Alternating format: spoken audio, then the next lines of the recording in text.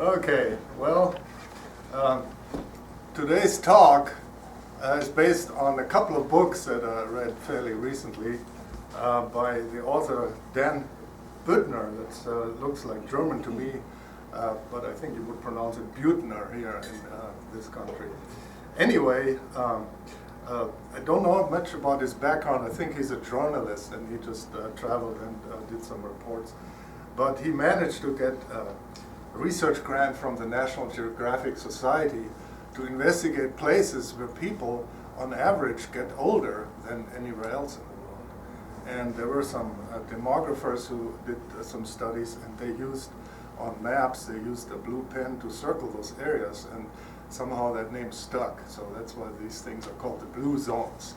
Those are areas where people get 100 years old and more, and their percentage is higher than in other places in the world.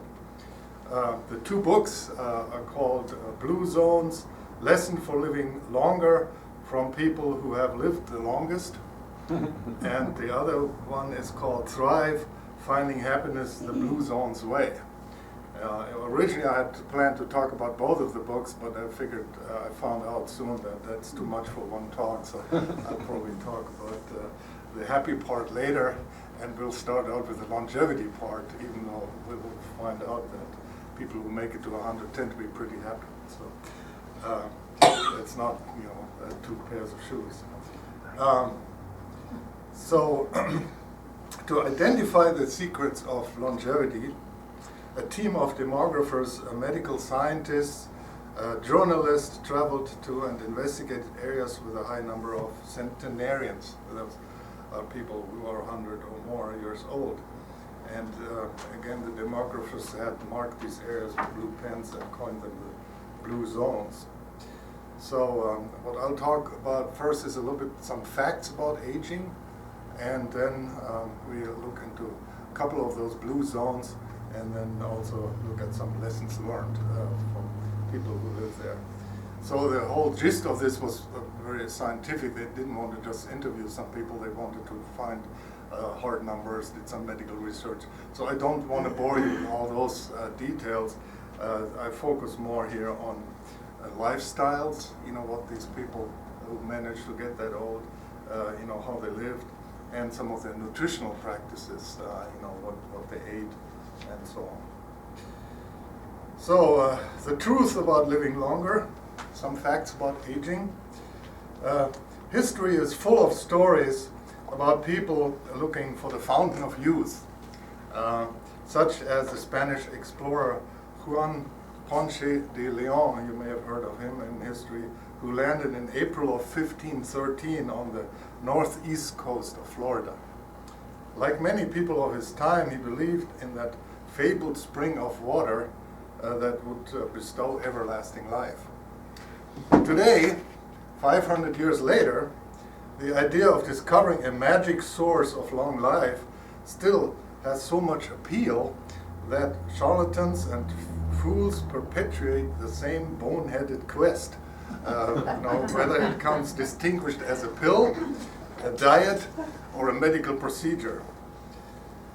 In 2002, in an attempt to squash these charlatans forever, a group of more than 50 of the world's top longevity experts issued a position paper that was as blunt as they possibly could fashion it. Here it is.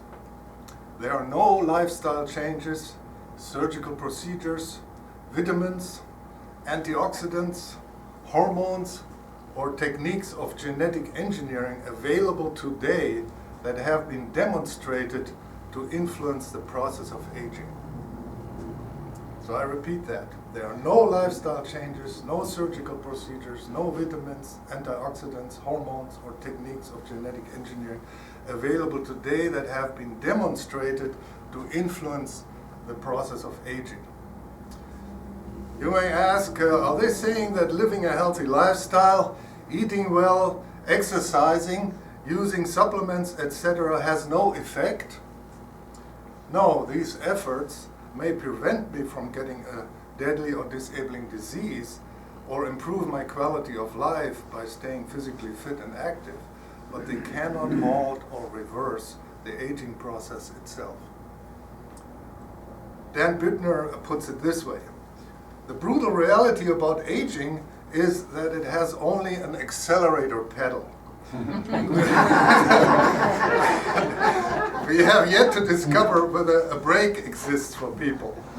The name of the game is to keep from pushing the accelerator pedal so hard that we speed up the aging process.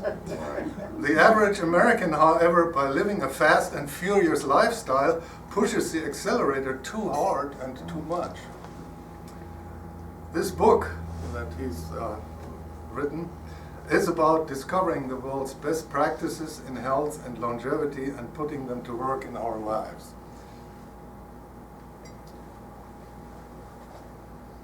Most of us have more control over how long we live than we think. In fact, experts say that if we adopt the right lifestyle, we could add at least 10 good years and suffer a fraction of the diseases that kill us prematurely. This could mean that we could add an extra quality decade of life. So what exactly is aging? Dan Buettner interviewed several experts only to find that there's no easy answer. Here are some of their responses. And I won't give you all their credentials, those are very experienced researchers in the field. So expert number one: aging starts with birth. Life is characterized by a constant development that occurs within all species. You can think of it as a balance between the individual and the environment. As children, we are susceptible to the environment and must be protected. As we grow, we become stronger both physically and mentally and more self-reliant. We tend to peak in our mid-20s, hold our own for a while, and then somewhere in our mid-40s we start to decline. Aging can be seen as a loss of coping mechanism, a failure to be able to maintain internal control and balance. Old age is another period when the balance favors the environment. Older people need help in protecting themselves. The frailty we associate with old age is basically the loss of autonomy, the inability to withstand external pressures and disruptions.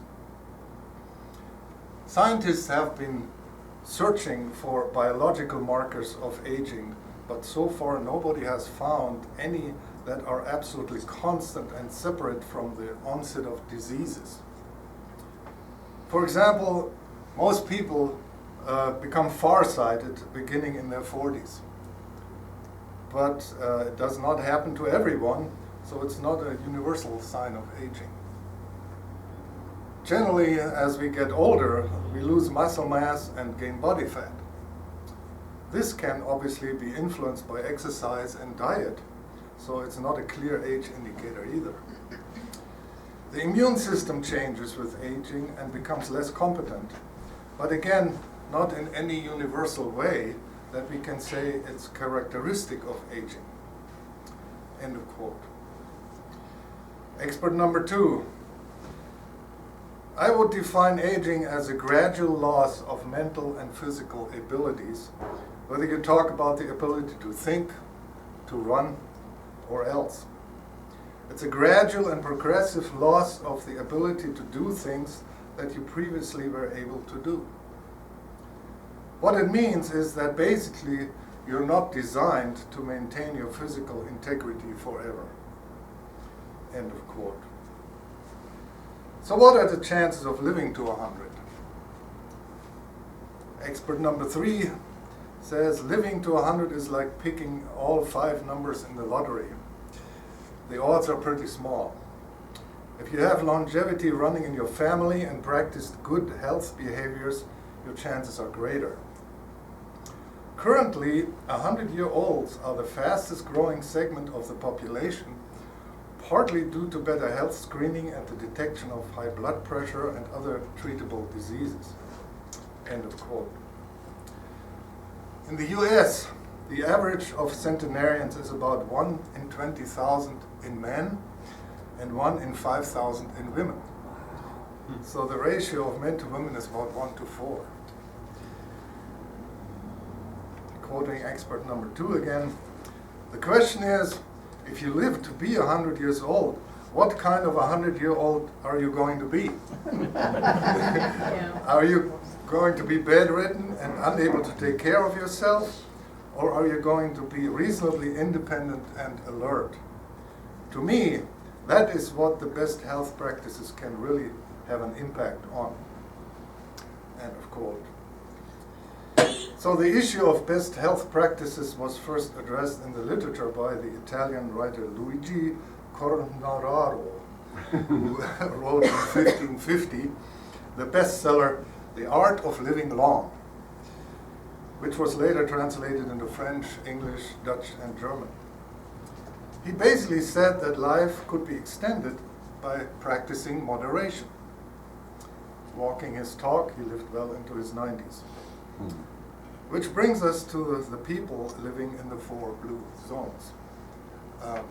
The author never said how many blue zones there are in total on the planet Earth, but he investigated 4 in his book, and I will address 2 of them today. So the first one is the island of Sardinia, which is part of Italy. It's a Mediterranean island west of the mainland in Italy, about 160 miles long, north to south, and 80 miles wide, east to west. So if you think about, you split Tennessee in half and turn it 90 degrees, then you have about what Sardinia is, right? So it's not a small island, it's a pretty decent size of Earth. Genetical studies have shown that it was populated by about 14,000 years ago by people and tribes from Iberia, which is now basically Spain. There were some retreating ice glaciers and that allowed the island to be populated. Of course, because of its prominent position in the Mediterranean, it was attacked and invaded by stronger military powers like the Romans and the Phoenicians and others in the times. So what these people learned early on is to distrust strangers, and they withdrew in the mountainous areas and basically kept to themselves and developed strong family ties and habits. That in turn, preserved their gene pool, they intermarried and so on. So some research shows, for example, that they have smaller red blood cells than many other people, which gives them a higher resistance to malaria, blood clots and strokes, and so on. So their centenarian ratio in the population is 1 in 220. So that's about 30 times more than we have here in the US. Also, the Sardinian blue zone is the only one where the ratio between male and female centenarians is about 1 to 1. So, the research addressed particularly the men that were getting so old there and trying to find out what were the reasons that allowed them to be so. So the men traditionally spent their lives with hard work in the fields, but generally relatively carefree. They lived a very healthy lifestyle, typically walking 5 miles per day, herding sheep, and enjoy the view of nature. Sardinia nowadays is a tourist attraction, and many people enjoy just spending time there in the mountains and having beautiful nature to watch. The women were tending the house, raising children, managing household finances, and worrying about their husband's safety. Unlike marriages in many other Mediterranean cultures, Sardinian women wore the pants. They bore more than their share of the marital stress load, which perhaps enabled their husbands to live longer.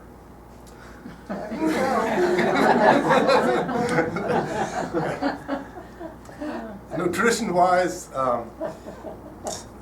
basically all Sardinians regularly drink the red wine, the Cananoa wine, which is made of very dark red grapes that absorb a lot of the sunshine there in this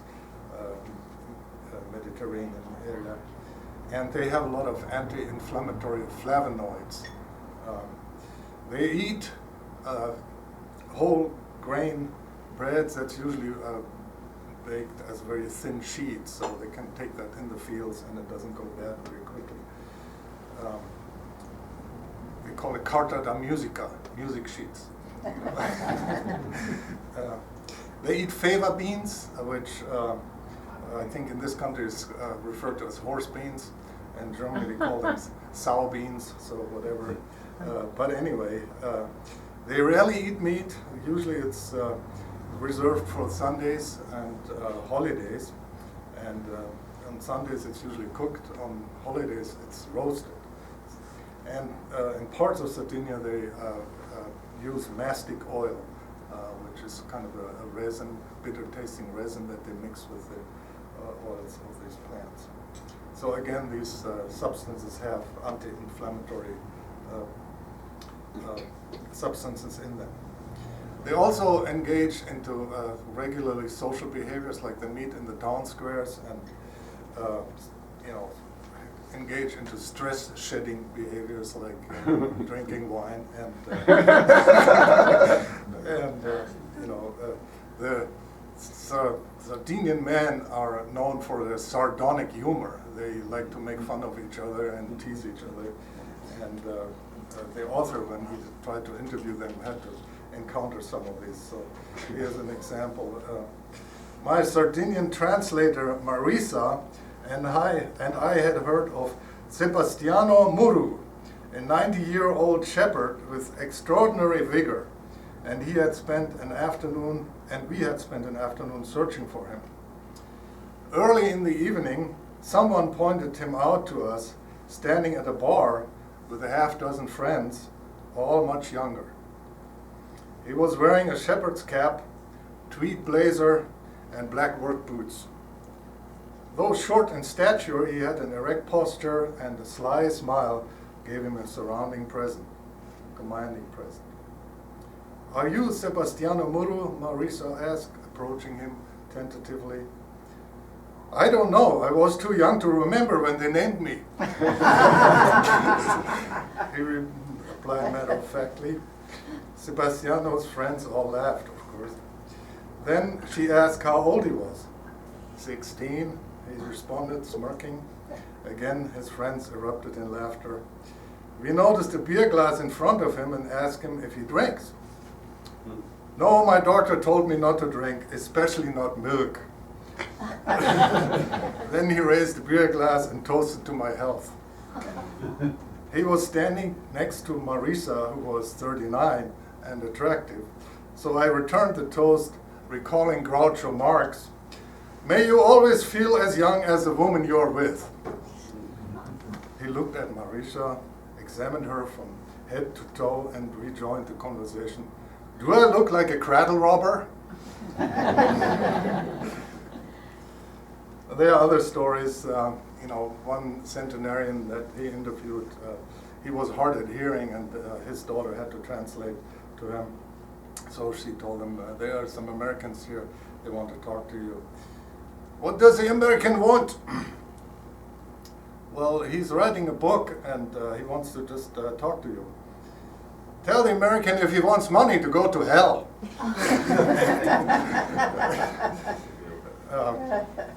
Another one was the 103-year-old Giovanni Zanai was talking about how strong he used to be, so the author challenged him to an arm wrestling match. And of course the author thought, I'm 60 years younger, so I'm going to give this guy a break and let him win, But he was in for a surprise. Apparently at the beginning of the wrestling, it was fairly easy to push the 103-year-old to the other side, but then at 45 degrees, he wouldn't give anymore. So it turned out to be a trick, because he held it that way for a while until the author got tired, and then the other one slammed him over. Because all the friends laughed, and so that person lived up to his legendary strength, I guess. So Dan Bittner continues, he confirmed many of the same things that other centenarians had told me. He drank goat's milk for breakfast, walked at least 6 miles a day, and loved to work. For most of his life, he woke early and spent his day in the pastures. In the winter months, from November to April, he would herd his sheep over 100 miles to grassier lowland pastures. He made these journeys on foot, sleeping in piñetas. Those are little round stone huts with thatch roofs that were actually built for the shepherds, as they go through the landscapes. And he was only eating carta de musica bread and pecorino cheese, which is made from sheep's milk. He drank wine, of course, and the occasional roasted lamb, which he could obtain along the way. When I asked if he'd ever been stressed in his life, he looked flummoxed. I repeated the question. Sometimes, he said, but my wife was in charge of the house and I was in charge of the field. What is there to worry about in the field? Then he added, mostly I've always tried to remember that when you get good things from life, enjoy them, because they won't be there forever.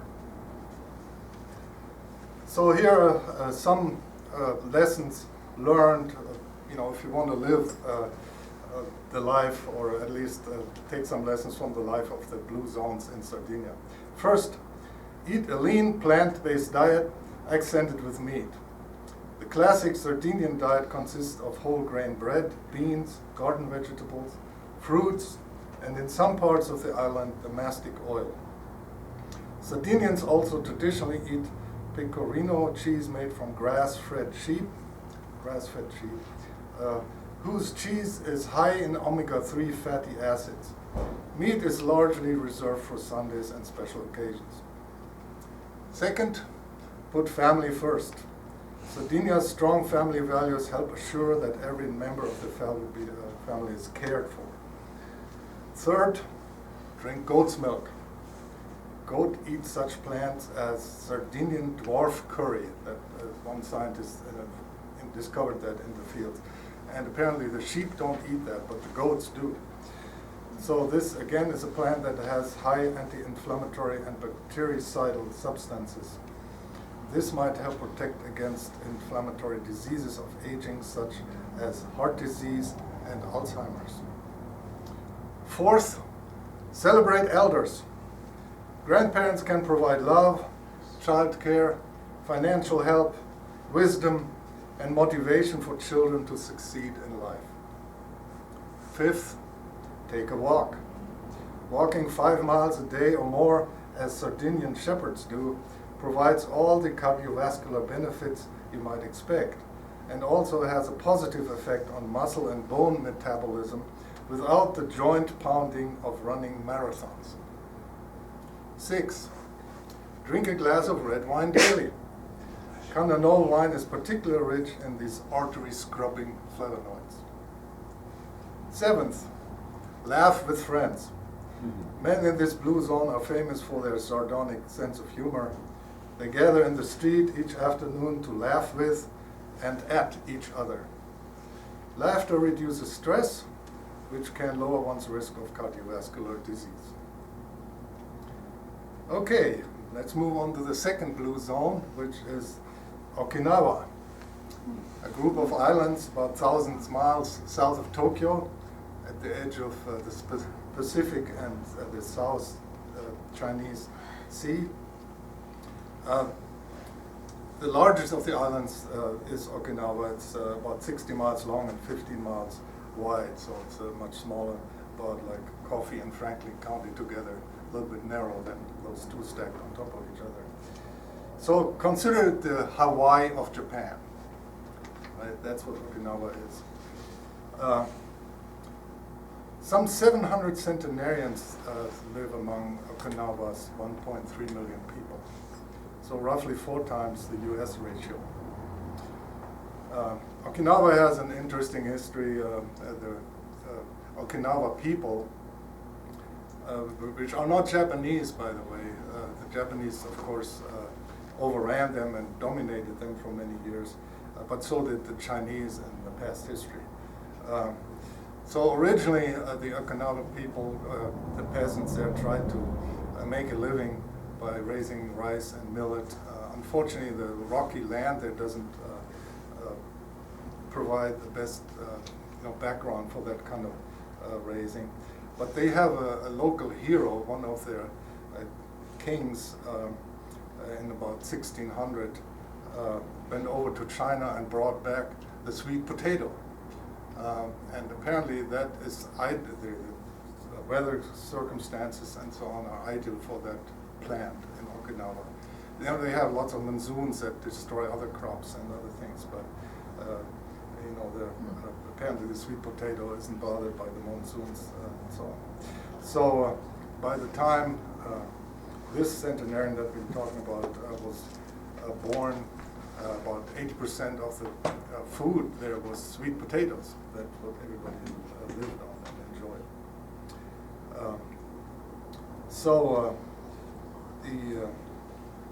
Despite the ensuing years of Chinese and Japanese domination, a devastating world war, obviously those of you who remember or have read history, in World War II, Okinawa was, so to speak, the D-Day beach, equivalent to Europe. So that was a very painful battle. Half of the population died, and the Japanese pushed the local people to the fronts. So anyway, in spite of all that, Okinawa still can claim to be the home to some of the longest lived people. The author reports that it was difficult, or more difficult, to get interviews with the centenarians in Okinawa, mainly because of tight privacy laws and official protocol which required him to make a request to the mayor of the village, and it usually took several days to get responses. But he lucked out by meeting what he called the demure medical doctor Makoto Suzuki, who offered to take him along for patient visits. And so one of the interviewed Okinawa centenarians was Kamada Nakasato, a 102-year-old woman who was the village Noro, which is a priestess who communes with the gods and ancestors and serves as a spiritual advisor to the townspeople. She had lived a hard life. Her father was a rice and sugarcane farmer who could barely feed his family. So in 3rd grade, Kamada dropped out of school to help her mother raise the family. We had famines, times when people starved to death. Even when times were good, all we ate was imo, the sweet potato, for breakfast, for lunch, and dinner, she said. At the age of 18, she entered an arranged marriage. They had 3 sons and 3 daughters. At times, her husband had to leave to find work in China, so she had to raise the children on her own. To make ends meet, she had to weave straw hats. Later, her husband returned and they raised the children to adulthood. He died 10 years before at the age of 96. So what is the secret to surviving 75 years of marriage? I had learned to be patient, she answered. Describing her daily routine, she said, I wake up at about 6 a.m., make a pot of jasmine tea, and eat my breakfast, usually miso soup and vegetables. Then I go to the sacred grove to pray for the health of the village and thank the gods for making it safe. At noon, Kamada said, she wanders into the kitchen garden behind her house to harvest some herbs and vegetables for her lunch. I use mugwort to give my rice some flavor, or turmeric to spice my soup, she said. I don't eat very much anymore, usually just stir-fried vegetables and maybe some tofu. And meat? Dan Büttner asked. Oh yes, I like meat, but not always. When I was a girl, I ate it only during the New Year's festivals. I'm not in the habit of eating it every day. Have you ever eaten a hamburger or had a Coke? Asked the American. Kamada's forehead wrinkled. She leaned over to her daughter for interpretation. She never drank a Coke in her life, her daughter answered. When she first saw a hamburger a few years ago, Kanada asked, "What do you do with that?" My mother eats in the tradition of women her age, the daughter continued. They are not used to rich foods, but gather the foods that they ate as young women before the war. She mostly eats vegetables from her own garden, daikon, bitter melon, garlic, onion, peppers, tomatoes, and some fish and tofu. All day long, she nurses a pot of hot green tea. And before each meal, she takes a moment to say, "Hara hachibu," and that keeps her from eating too much. Hara hachibu, what does that mean? It's a Confucian-inspired adage. All of the old folks say it here before they eat. It means, eat until you're 80% full. Kamara usually takes an afternoon nap, does some light gardening, and then at 4 p.m. or so, she joins a group of lifelong friends, which is called the moai in Japanese. What do? Well, they drink sake and gossip. Yes. She eats a very light dinner before 6 p.m., and that might include some fish soup, whatever vegetables are in season, some spring onions, salad, and rice. She's usually in bed by 9 p.m. So what are Okinawa's Blue Zone's longevity lessons?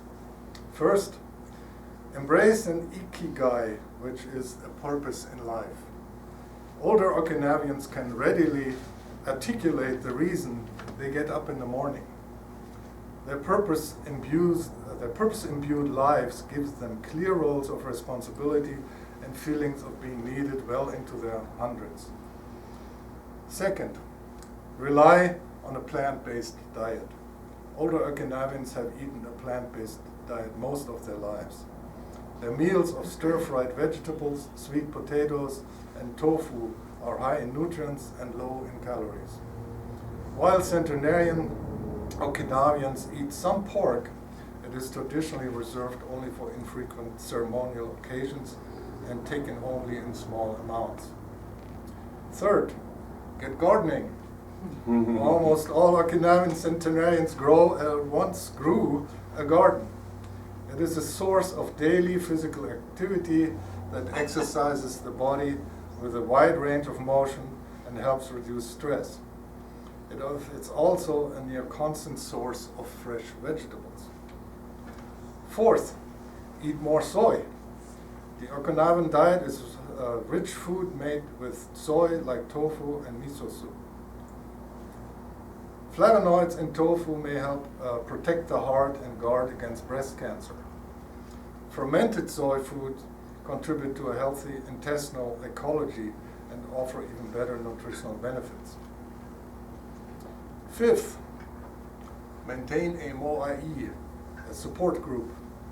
The Okinawan tradition of forming a moai provides secure social networks. These safety nets lend financial and emotional support in times of need and give all of their members the stress-shedding security of knowing that there's always someone there for them.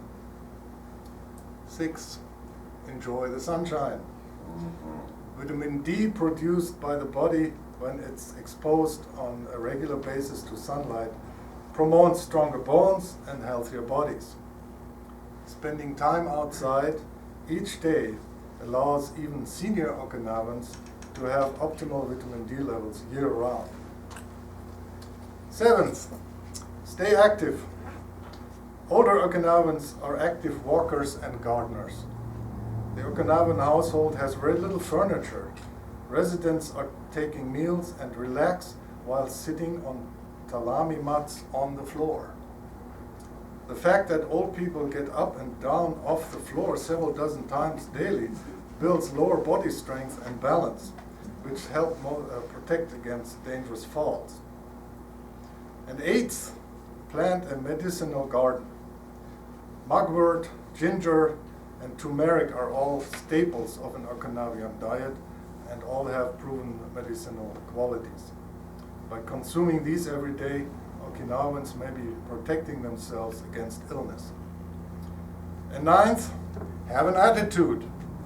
A hardship-tempered attitude has endowed Okinawans with an affable smugness. They are able to let their difficult early years remain in the past while they enjoy today's simple pleasures.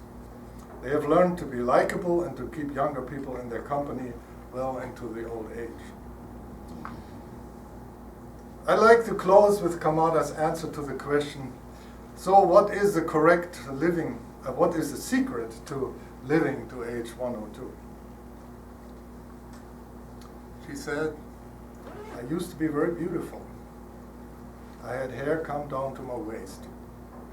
It took me a long time to realize that beauty is within. It comes from not worrying so much about your own problems. Sometimes you can best take care of yourself by taking care of others. Anything else? Eat your vegetables, have a positive outlook, be kind to people, and smile.